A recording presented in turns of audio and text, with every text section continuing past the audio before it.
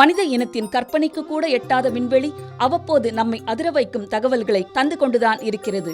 அந்த வகையில் விஞ்ஞானிகளையே ஆச்சரியத்தில் மூழ்கடித்த சம்பவம் தற்போது நடந்துள்ளது. செவ்வாய் கிரகத்தில் ஆய்வு செய்து வரும் நாசாவின் பெர்சிவரன்ஸ் ரோவர் அங்குள்ள ஒரு பாறை மீது லேசர் கதிர்களை செலுத்தி ஆய்வு நடத்தியது.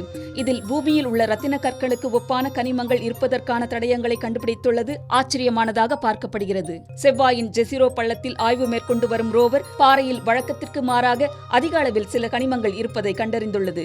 பூமியில் ரத்தின கற்களுடன் தொடர்புடைய இந்த கனிமங்கள் செவ்வாயில் இருக்கும் என எதிர்பார்க்கப்படாத பகுதியில் கண்டுபிடிக்கப்பட்டிருப்பதே விஞ்ஞானிகளுக்கு ஆச்சரியத்தை ஏற்படுத்தியுள்ளது.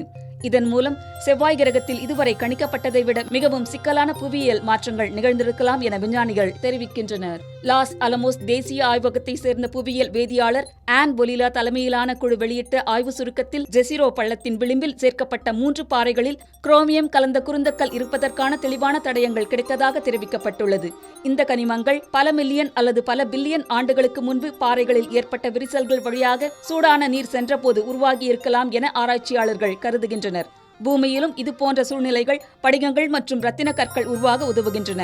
செவ்வாயில் இந்த கனிமங்கள் இருப்பது அந்த கிரகத்தில் ஒரு காலத்தில் தண்ணீர் முக்கிய பங்கு வகித்ததற்கான மேலும் ஒரு ஆதாரமாக இருக்கலாம். இதன் மூலம் செவ்வாயின் பழமையான சூழல், எரிமலை செயல்பாடுகள் மற்றும் அதன் மேற்பரப்புக்கு அடியில் நீர் சென்ற விதம் குறித்து அறிய முடியும் என விஞ்ஞானிகள் நம்புகின்றனர். பெர்சிவரன்ஸ் ரோவர் தொடர்ந்து பாறை மாதிரிகளை சேகரித்து வருகிறது. அவை எதிர்காலத்தில் பூமிக்கு கொண்டுவரப்பட்டு விரிவாக ஆய்வு செய்யப்படலாம்.